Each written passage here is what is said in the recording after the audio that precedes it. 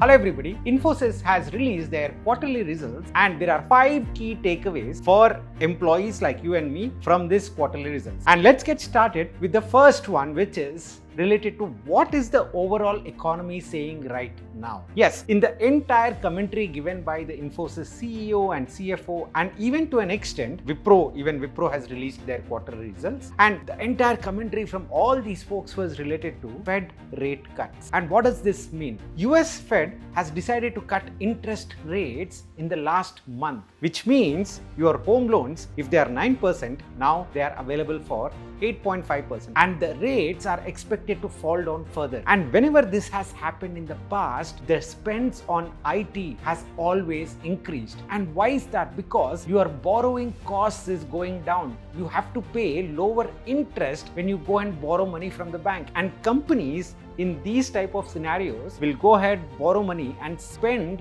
on discretionary items which are not necessarily that they need at that point in time. And IT spends are one of the first things that the companies do. And with that background, all the companies are expected to post great numbers, including Infosys. And that is what the commentary was all around. And yes, they did highlight that in the next few quarters, their revenue will increase by 3.75% to 4.5%. Their net profit and revenue has increased in the last 3 months compared to the prior year. So overall, the numbers are good. Yes, they did not meet the great numbers that the bankers were expecting, but overall, it was a decent outcome. And what's in it for you? Let's start with the headcount numbers. After a long time, Infosys headcount has increased by 2,500. And they have also mentioned very clearly that they have already promised 15 to 20,000 freshers would be hired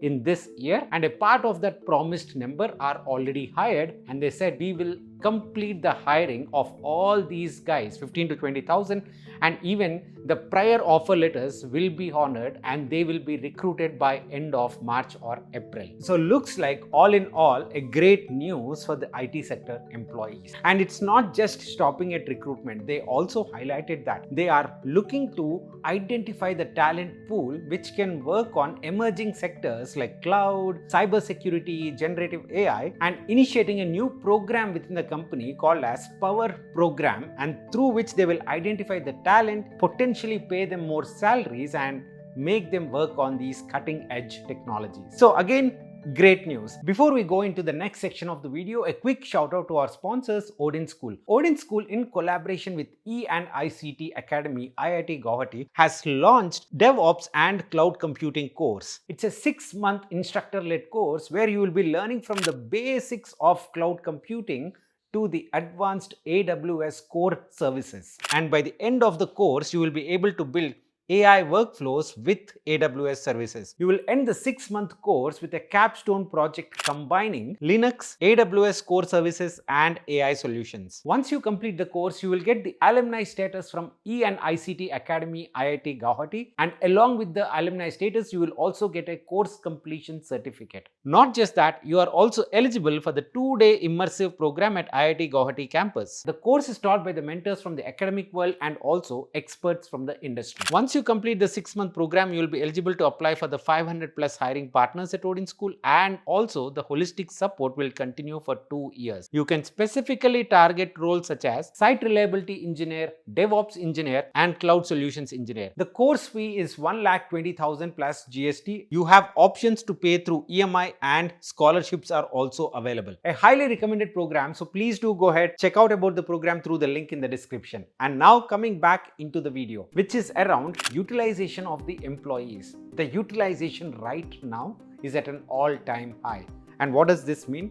At a very high level, without going into the depths, if there are 100 people in this company, roughly 85 to 87% of the people are working on client projects and they are getting billed. 10 years back, this number was in early 70%. So you can see over the years, and especially in the last few quarters, the utilization numbers for these companies are at an all-time high, which means lesser and lesser number of people are on the bench, which is good for the company because they do not have to pay salaries to the folks who are not working on active client projects and not getting build. It's a great thing for them, specifically from a profit standpoint. The other element is with respect to subcontractors. They highlighted that the number of subcontractors is going down as anticipated. And the third one is again with respect to lean and automation coming from all the cutting edge technologies.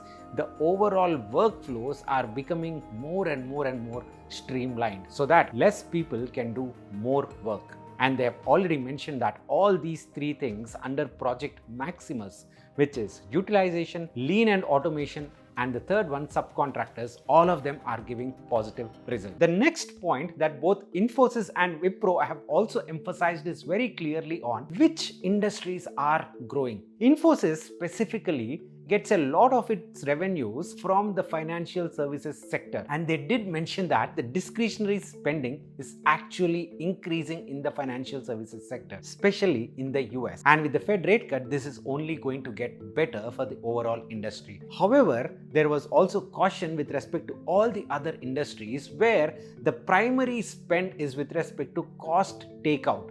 And what does cost takeout mean? If you are spending $100 on your IT teams, hey, can we reduce it to 98, 97 in the next 3-4 years? And for that, probably I need to spend $3-4 on optimizing the existing workflows, right? So this is the cost takeout project, and all the companies are investing a lot more on cost takeout projects. Now, there was another interesting commentary around cloud computing. Where does cloud computing come in? And there are two distinct elements. One is a manufacturing plant which is moving from on-premise data to cloud-based services, or another set of scenarios where already somebody who is using cloud is moving towards edge, which is moving all the data and computations much more closer to the user.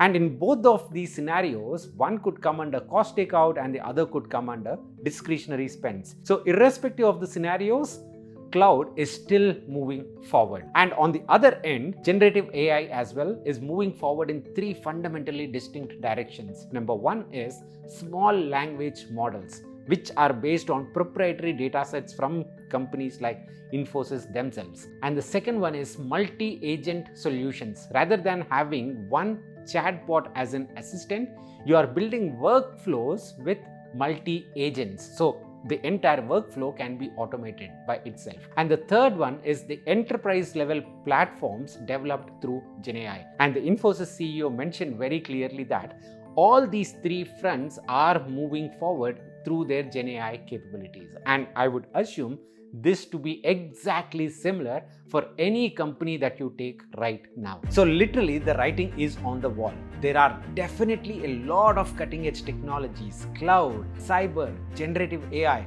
You pick one of these technologies and ride the wave along with them. Just don't miss the opportunity. I hope this video is helpful. Please do share it in your network if there is somebody who can benefit from it, and I will see you in the next one. Bye bye.